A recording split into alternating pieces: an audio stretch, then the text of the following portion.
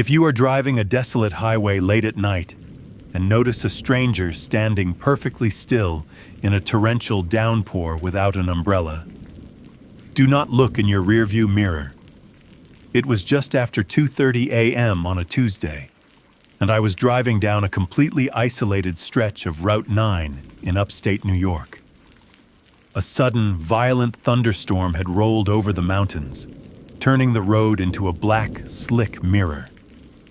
My windshield wipers were fighting a losing battle against the sheets of water, and the heavy rhythm of the rain against the roof was the only sound keeping me awake. As I rounded a sharp, unlit curve, my high beams cut through the downpour, illuminating something on the shoulder of the road. It was a woman.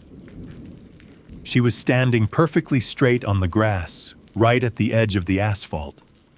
She was wearing a light summer dress that was completely plastered to her skin by the rain, and her long, dark hair hung soaked across her face. But what made my chest instantly tighten was her posture. She didn't have an umbrella. She wasn't waving her arms for help, and she wasn't shivering. She was just standing entirely motionless in the freezing deluge, her head tilted slightly down. As my car passed her at 40 miles an hour, I instinctively glanced out my side window. At that exact microsecond, she snapped her head up. Her face was impossibly pale, her eyes wide, hollow, and completely unblinking. A wave of pure highway hypnosis panic hit me. I didn't stop. I couldn't. Every survival instinct I had told me to keep my foot pressed firmly on the gas pedal. I watched her form quickly recede into the darkness of my side view mirror until she was swallowed by the black storm. I tried to calm my racing pulse, gripping the steering wheel so hard my knuckles turned white. "Just a hitchhiker," I whispered to myself, trying to rationalize it. Just a weird hitchhiker.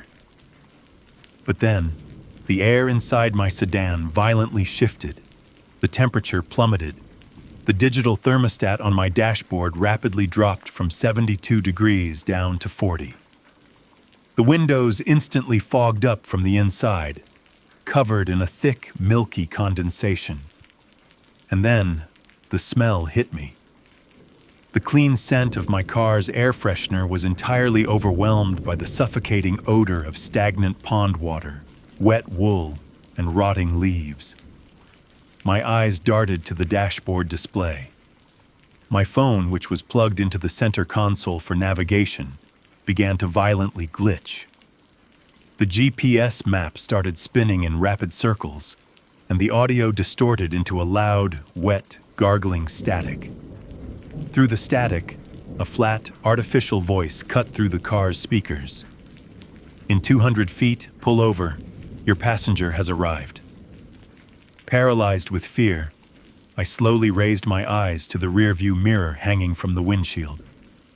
Sitting directly in the center of my back seat was a silhouette. The leather upholstery was soaked, a dark pool of rainwater rapidly spreading across the floorboards. She was sitting perfectly straight, her head tilted down, her long, wet hair dripping onto my headrest. I watched her through the glass as she slowly raised her face, those hollow, unblinking eyes locking onto mine in the reflection.